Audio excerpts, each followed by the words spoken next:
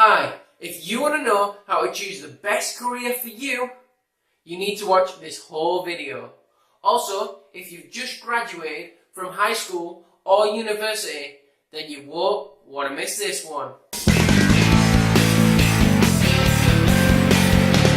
Hi, my name is Sam Woodrow and welcome to Elite Body and Mind. On this channel, we improve your overall lifestyle. So, if you're new here, consider subscribing down below and hit the bell notification to become part of the EBM community. So, choosing a career that is best for you is obviously difficult, as 60% of the population are unhappy with their jobs. So please, don't let that be you.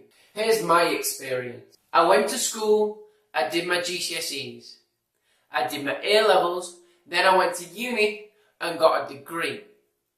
When I finished, I was like, what now? I had no idea whatsoever. So, I went back to uni and studied sport and exercise science at the master's degree level. I knew I wanted to do something in sport, but I didn't quite know what. During my master's, I made friends with the group.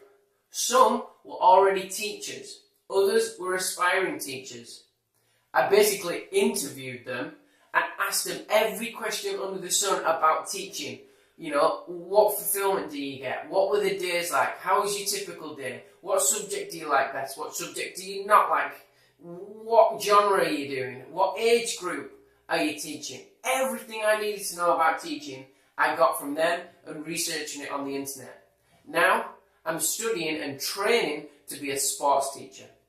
That is my story. So, why am I on YouTube? Well, I figured if you have 30 people in a classroom, then that is the maximum you can teach. If you're on YouTube, it could be thousands, it could be millions, it could even be billions of people watching this video. You can always dream, right? Essentially, it's online teaching and in the classroom-based teaching. That's my career. So that's how I decided, but how can you find the best career for you? Well, let me ask you 3 questions. 1, what do you enjoy doing? 2, what are you good at? And 3, what makes you happy? The reason I asked them 3 questions is because if you don't know what you're looking for, you're never going to find it. So if you can answer them 3 questions, you're already halfway there. Always love what you do and the people you do it with. If you don't love what you do, you won't want to get up in the morning. But if you do love what you do, then the possibilities are endless. If you're not sure, my recommendation would be to complete a career aptitude test. There are loads online, so you can go and have a look. Complete it and it'll help you answer the 3 questions I mentioned previously.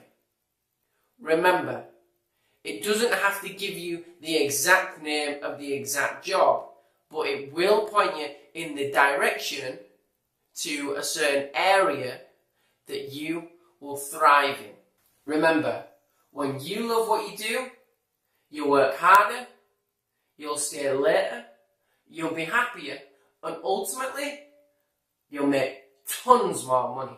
Once you know roughly what you want to do, i.e. the area that you want to go in, condition your mind and tell yourself that you are a valuable asset to anyone that you work for. You can do daily affirmations, you can write it down, you can listen to motivational speakers. It doesn't matter what you do, but as long as you remember that you are an extremely valuable asset to anyone that you work for, then you'll be okay. Once your mind is conditioned correctly, then go apply for jobs in areas that you are interested in. So, if you're interested in working with animals, apply for jobs that allow you to gain that experience and allow you to work with animals. Apply for everything in that field. You will get some offers. Once you've got some offers, then you can pick which job or jobs you're interested in the most. Pro tip: if you pick one job, you're kind of getting rid of everything else. So I would rather have 2 or 3 part-time jobs. Why? Because then you can rotate from one to the other. Let me explain. If you only have one job, then you're tied down to that job, especially if you have financial responsibilities. But if you have 2 or 3 jobs, then you can kind of recycle the jobs. So you can say, right, I like this one, I like this one, I don't like this one. Okay, I'm going to quit that one and then bring in another one that are kind of in that area that the other 2 jobs that I like are in. Therefore, you can keep eliminating and eliminating and eliminating. You'll always have financial independence because you'll always have an income from 1 or 2 of your part-time jobs. It's easier to get another part-time job than it is to get a full-time job. And it allows you to home in on a specific field. Therefore, it's time efficient and it is the best way for you to gain the experience you need for that specific field. Once you have them 3 part-time jobs that you like or maybe even love, then seriously consider which one you would prefer to do maybe for the rest of your life. Consider income potential. Consider your current happiness doing the job. Consider career progressions. Consider any education that you'll maybe need to advance. And consider if that job aligns with your goals in life. Then pick the best one.